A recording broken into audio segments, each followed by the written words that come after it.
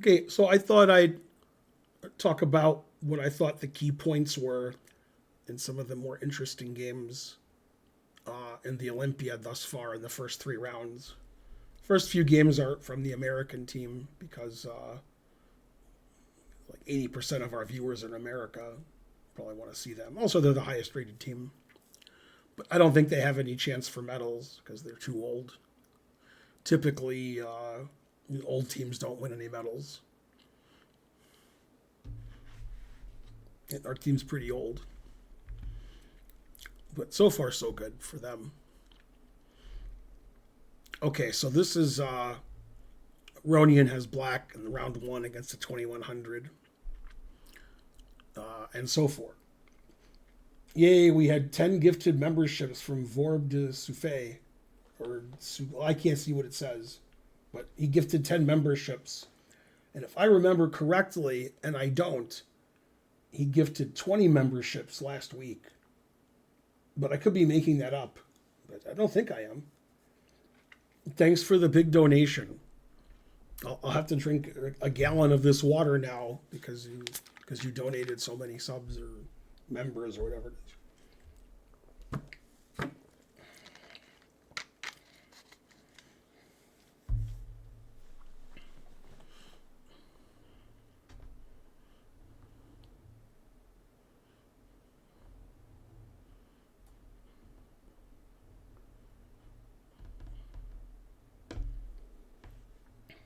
Team that had Karpov, Kasparov, Tal, and Geller won a lot, and they weren't young.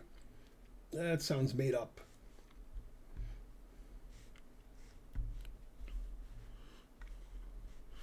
Okay, so when I play black in this position, I play e6, and in my chessable course, I recommend knight f6, and that's what Levon played. Yay! Thanks, Clint Wilkinson, for $1.99. Yeah, the more you donate, the less you hang mate in one. And a lot of the chapter on this position in my course focuses on e5, knight d5. And I think against knight c3, I recommend e5 for black. And this was weird.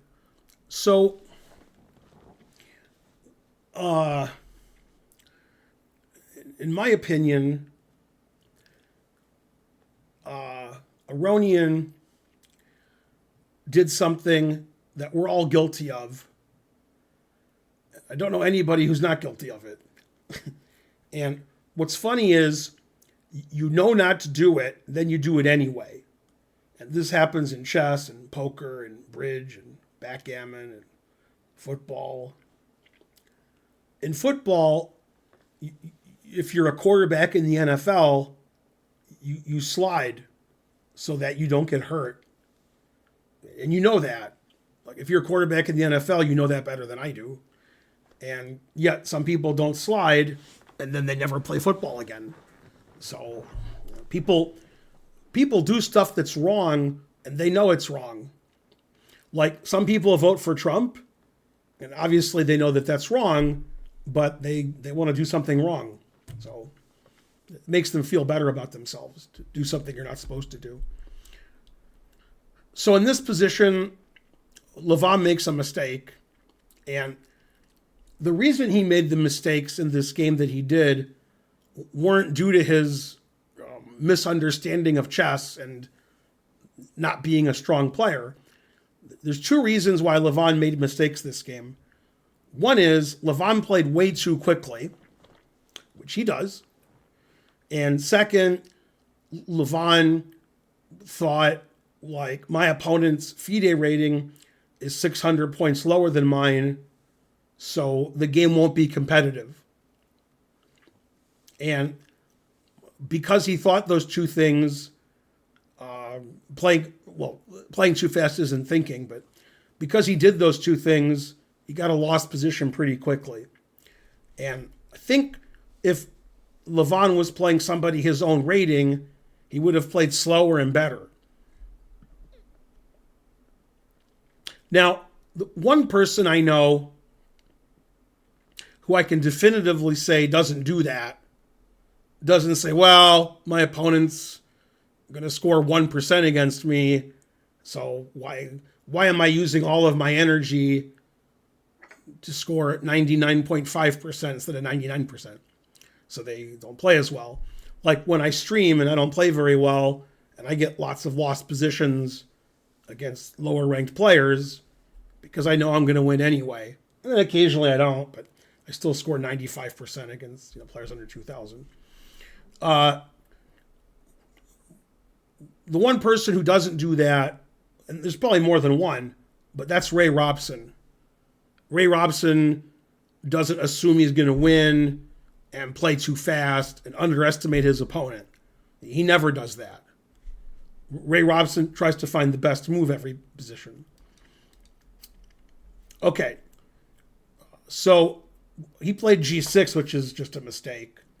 And I've told my students for many years that there's many positions in chess, and they will happen in your games, when there's a white pawn on E4 and a black knight on F6.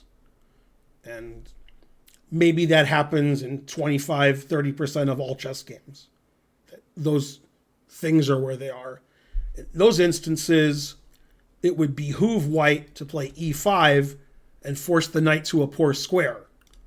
And I've seen a lot of games from my students and other class players where with the black pieces, they're not preventing E5, which they should, and then white is not playing E5, which they should. And so then I choke on my own rage and wonder why I'm teaching chess when every move is terrible. Sort of like, you want to score a touchdown in football and you're a wide receiver and the other team decides not to defense you, so you're just standing by yourself. And the quarterback looks at you and goes, and throws like a 2-yard pass. It's like that. And then you wonder why those teams don't do well. Except you don't. So G6 is just a mistake because white can play E5. And in the previous position, before white played knight C3, if white plays E5, black plays knight D5, which is an excellent square for the knight. And this position, you'll see in my course. Okay, so that's why in my course, I recommend E5 here. Okay, so he played G6. Now he's already worse. Much worse.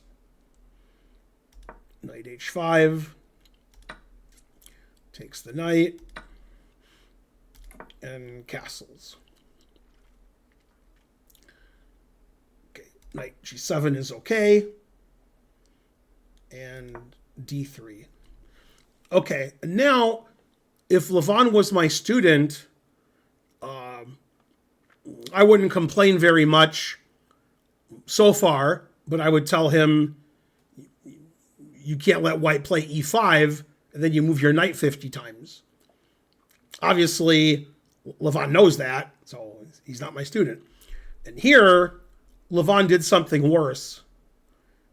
Instead of moving the knight to a reasonable square, probably E6, but F5 looks reasonable too. Then the bishop can go to G7, and then black can castle. Levon decided to play crazy and played the move H6. And I thought when I saw H6, the idea was to not play knight E6, but to play knight F5. And then the bishop can go to E6. And then the knight can't go to G5 and attack the bishop.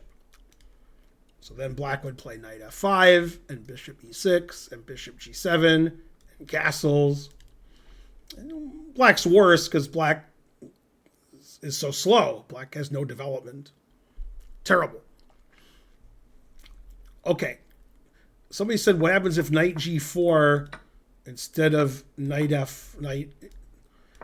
Knight g4 is equally good. Then we would take and kick the knight and here. And the knight can't go to e6. It can only go to f5.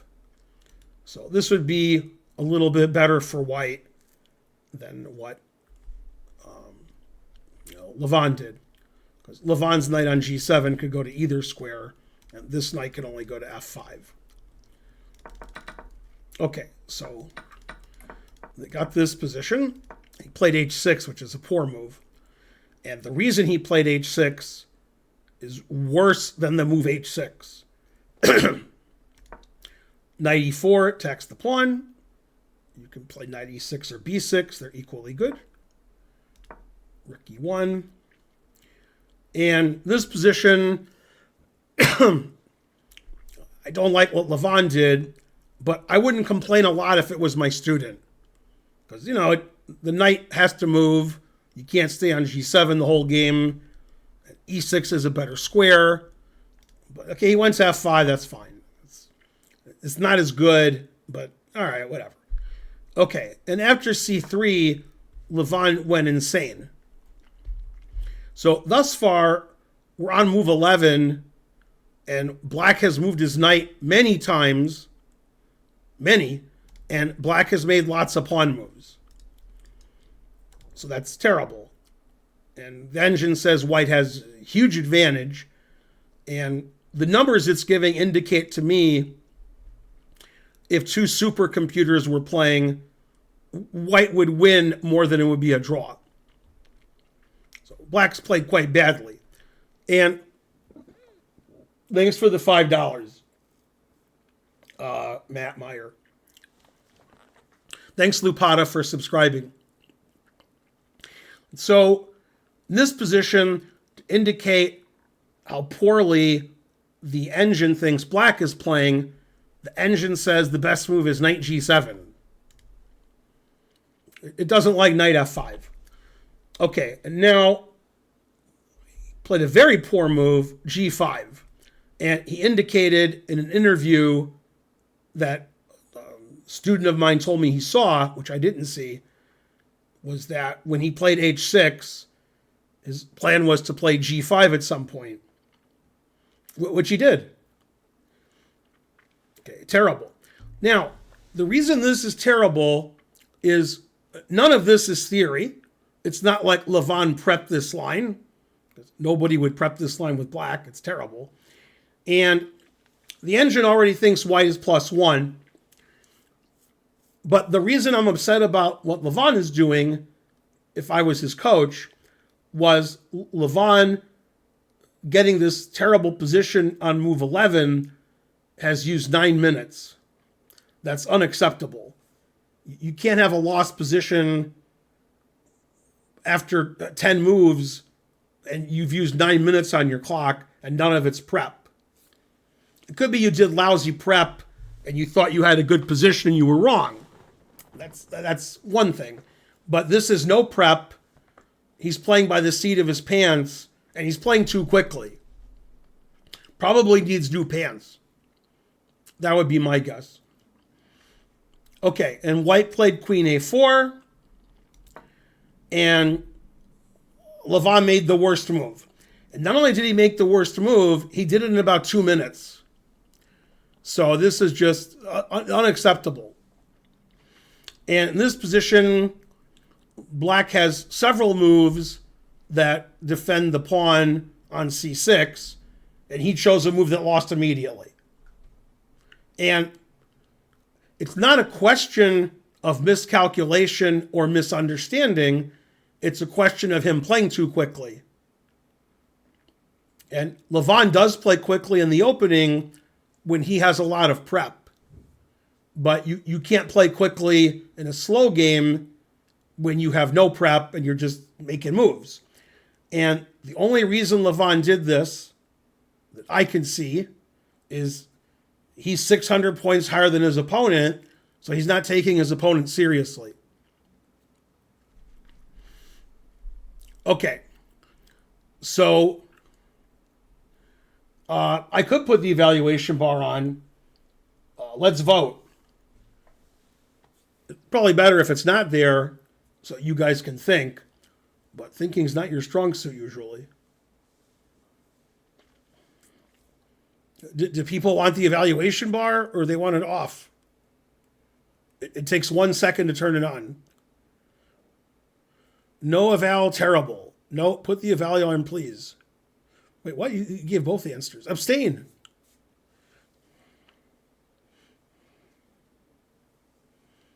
In my mind, black is winning. Well, most people want it on, although some of the answers are confusing me. Pat Buchanan, abstain.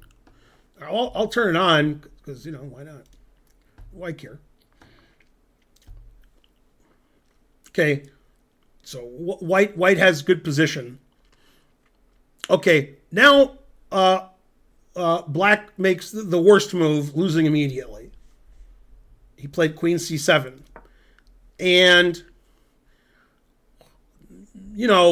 when there's a rook on e1 and a king on e8, which in Levon's career isn't going to happen very often, you're not going to, have such a bad thing happen to you, then you have to be extra careful. And if you look at the clock, Levon has 121, and then he plays queen c7, and he has 119. And top players like Levon have a great sense of danger.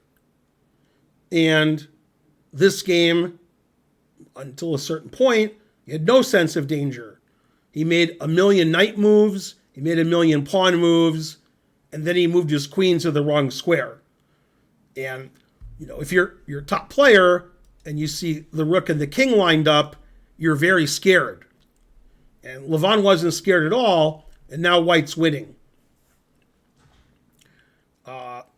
Now, the obvious way to win doesn't work. If you play knight d6, takes, it's check, and you threaten the queen.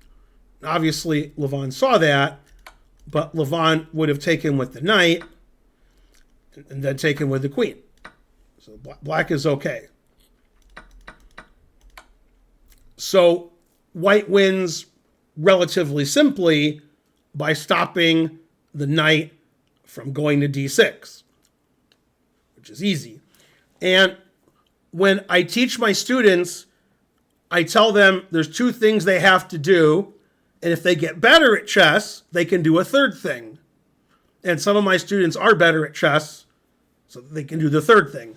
First thing is to look at all checks. So Levon must have looked at all checks and decided those weren't good. Then you have to look at all captures. G-pawn can be captured 3 times. C5 pawn can be captured, and A7 and C6 can be captured. And I think if white had played any of those moves, the checks and the captures, Levon would have already briefly glanced at them and concluded, yeah, those are no good. Then when you get better at chess, and you've done all of that quickly, you can look at moves that attack pieces, starting with the big ones first. And there's no move here that's not a capture that attacks the black queen or the black rooks or the black bishops. And typically, when you look at attacking moves, you first look at the moves that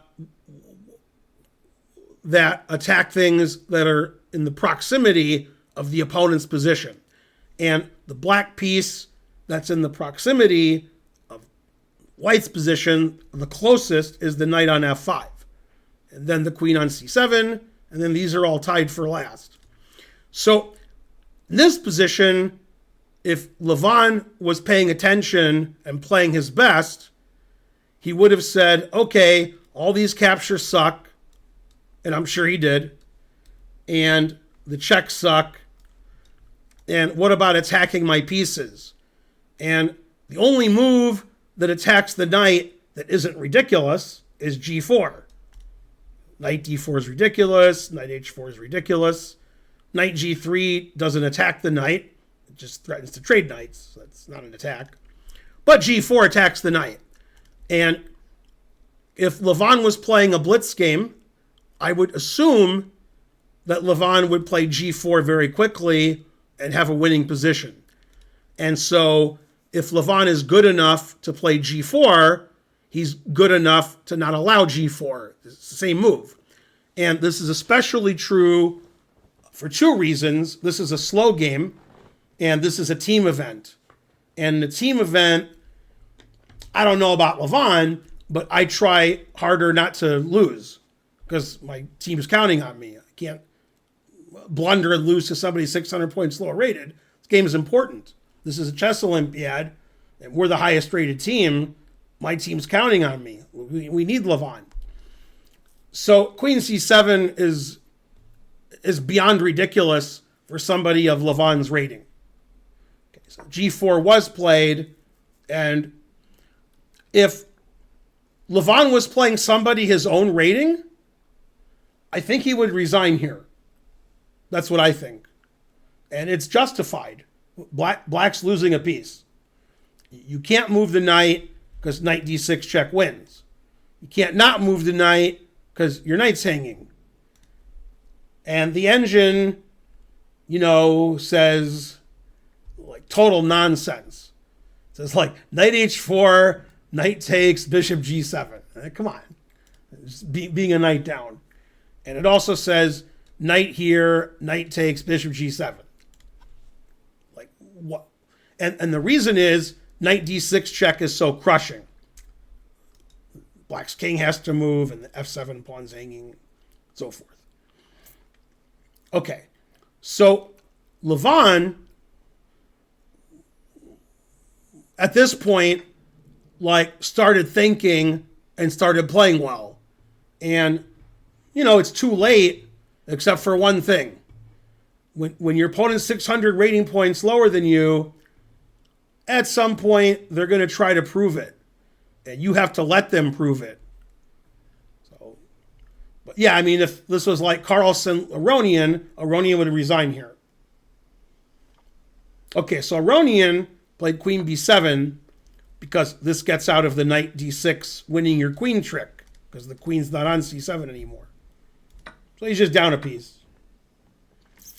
Okay, and nothing happens. He's down a piece. They play moves. Moves don't matter. Down a piece.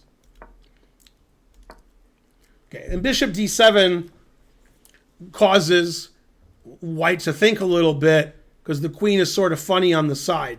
What's funny is if two engines were playing, white would play knight c5, sacrificing the knight because that's the most winning. But I can't imagine a human being a piece up for nothing, sacrificing their piece to be winning in a different kind of way. I might do it in a blitz game, but I'm not going to play knight c5 in a slow game. I'm up a piece. Okay, so he plays queen a3, and his idea is if e6 attacking the queen, he'll play bishop b4, although knight d6 is also good. So Aronian wants to play e6 and put pressure on the queen. He knows that doesn't accomplish a lot, and the bishop on d7 would suck forever. So Aronian plays bishop f5, so when he plays e6, his bishop is outside of his pawn chain. Rook c1, e6 attacking the queen, queen a4. Now the c pawn is attacked, so Aronian plays rook c8.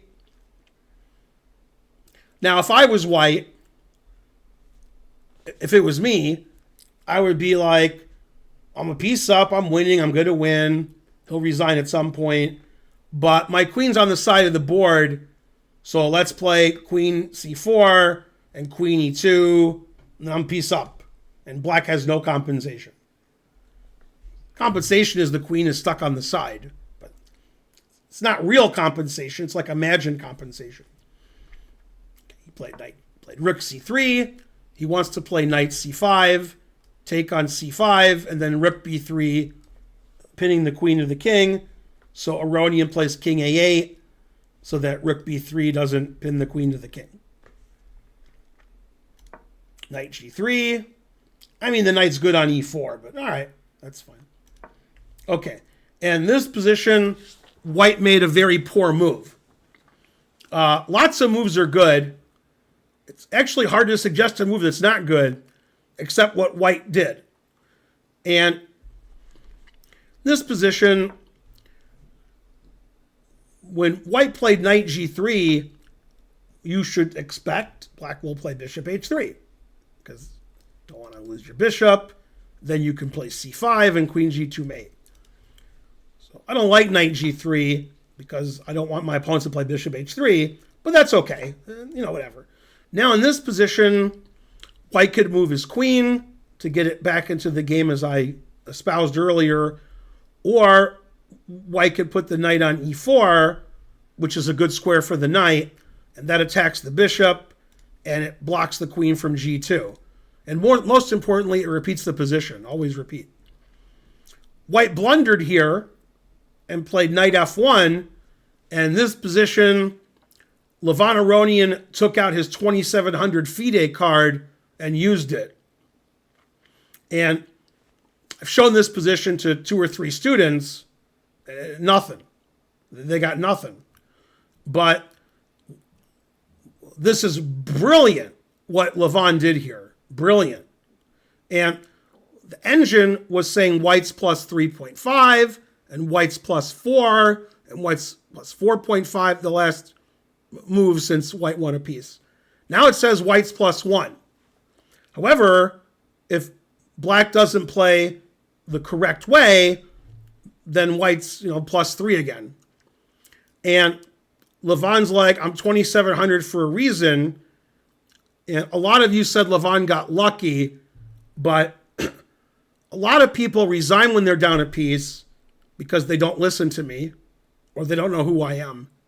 When I tell my students never to resign, they resign anyway. Okay. Levon didn't resign, so maybe next time you're down a piece for nothing, you won't resign either, but I doubt it. So in this position, white played knight f1, threatening the bishop on h3.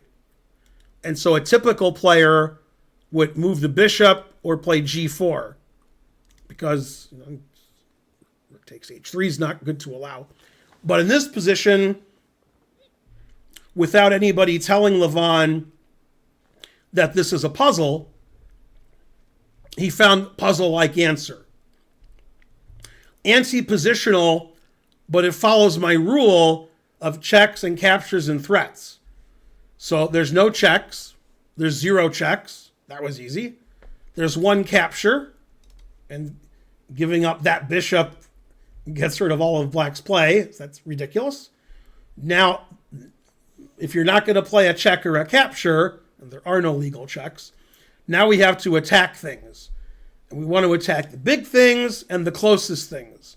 And those things are this queen. That's the closest piece to black's position. So it's the easiest to attack. And it's the biggest. So the first move you look at after checks and captures, of which there's almost 0, is b5. b5 is easy to analyze because if white wants to save their queen, white plays queen a5. And all you have to do is put faith in the system of analyze attacking the queen and see if it gets you anywhere. And after b5, queen a5, a dumb way to attack the queen, which turns out not to be dumb, is bishop b4. And that traps the queen. The queen must take the bishop. And now we attack the queen for a third time, c5. And unfortunately for white, that also threatens checkmate. And that's very difficult to see unless I give you several hints and show you. And Levon saw it, and his opponent did not. So Levon played b5. He saw the variation I just told you, which is queen a5, bishop b4, takes, c5, threatening the queen and mate. So you make your own luck in chess. And in this position, after b5, surprisingly, white did not play queen a5, confusing the audience. Because it looks like queen a5 is the only move. And what white should do is in this position, white should bail out to getting 3 pieces for a queen. There's 2 ways to do it. You can take, then take the bishop, and then take on b4. And the engine says white has a big advantage here. The 3 pieces are better than the queen, and white has all these really nice squares for their pieces, d6 and c5 and f6, and black doesn't have a lot of activity here. Another way to play, which the engine prefers, is to take the bishop right away and then take this. And here it even says black should play c5 to give a pawn away to get some activity. Otherwise, this knight's going to go to c5 and black doesn't really have any play. And both of those lines give white an advantage, although maybe not a winning advantage. But instead, white didn't want to do that, so white bailed out with knight a5. And now, when we trade queens, if black carelessly takes on b7, then you lose your bishop on h3. So he took the knight on f1, and we get an equal material position where the engine slightly prefers white after knight d6, but he took. And now, if 2 super GMs are playing, you would expect this game to be a draw. Unfortunately, white is not a super GM. White is 2100. So if you have a complicated equal position, you're going to bet on black. Whether you're a fan of Wesley Snipes or you're a fan of Levon Aronian, doesn't matter. You bet on black. Okay, Levon, instead of saving his pawn with a3, which is the engine move, just sacrifices the pawn, which is fine, and gets an active position. And the engine says that this should be a draw. It says this is a drawn ending, and everything is a draw, and material's equal, and everybody's drawing, and everybody's happy. And in this position, h4 is the best move, but he played f4. Not as good, but okay. Still a draw. And here, what white did was okay, but rook e1 is the easiest way to draw. Played rook e3, also good. Rook f1. And in this position where white was winning between moves like 10 and 20, and now it's move 40, and the position is a draw, white has to show some care. And white didn't show any care and paid the price. And this is the 40th move, so that's unfortunate. If it was like the 35th move, white would have probably had more time and played a good move. But here white had 40 seconds, and he had to move. Now, obviously, psychologically, white's not very happy. White's trying to draw, and white knows he was completely winning and up a piece like an hour and a half ago. So it's hard to keep playing when you're going to beat somebody much higher rated than you, and you know it, and they know it, and then time goes by, you make a mistake or two, and now you're not going to win, and you're trying to draw. Very unlikely to draw those positions. And he played rook f2, very bad move, last move of time control, and black played h4 check. You can't take the pawn because you lose your rook, so you have to go back here. Black has several ways to get an excellent position.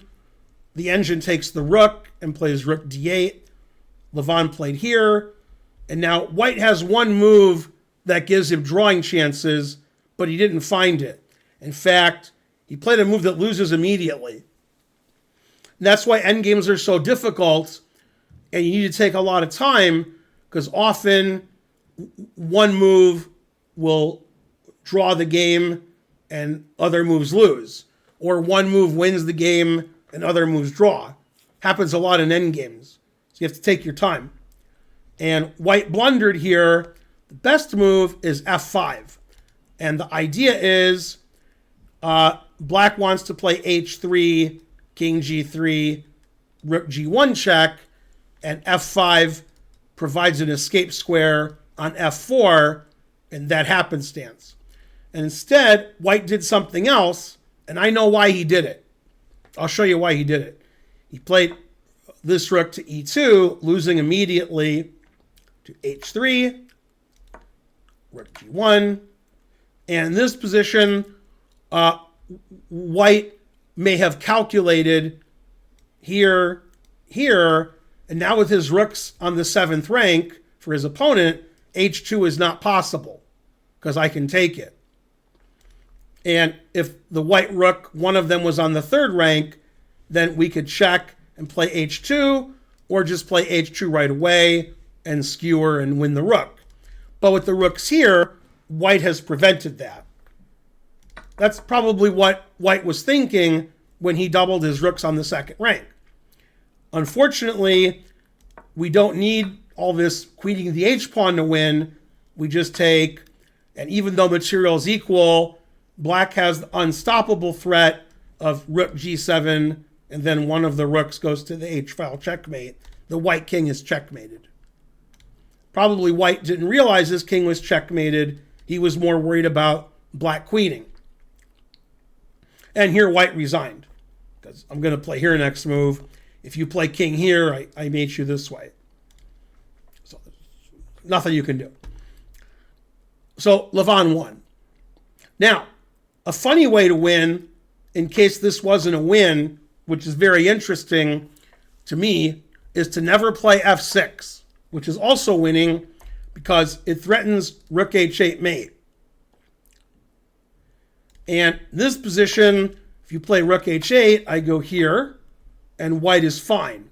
White's king is active. And the point of f6 is we threaten mate. White doesn't want to get mated and takes. And now when we check, since white can't play king f6, we have the move g3, which is incredibly winning. Because if you take it, I take with checkmate, because the white pawn is on f6. And if you don't take it, it's worse than checkmate. Black's going to get all kinds of extra queens and rooks. There's no move here for white. White has to resign. So f6 was also winning for a different reason. And that would be a brilliant way to win if black didn't have the simple g3, rook g3, and white resigned. Then this way of winning, playing here and then checking and then playing g3, that's actually sort of nice. But Levon knew never play f6, so he played g3, and white resigned. So, very disappointing game for white, who was beating somebody 600 points better than him right out of the opening. And then Levon turned on his 2700-ness and was able to wiggle his way out and eventually win the game. The truth hurts. Hopefully, if you're watching the stream, or you're watching on YouTube later, this teaches you the lesson of never resigning. Black's position was definitely one that if two grandmasters were playing would be often resigned. Black would be resigning all the time, more than half the time. More than 70% of the time between moves 11 and 16, black would have resigned that game. But by not resigning and making some threats and brilliantly playing b5, bishop b4, c5, which wasn't allowed because white didn't like that, Levon was able to not only save the game, but then win a drawn endgame. And the only thing you can say about that is America. And so forth. And so on.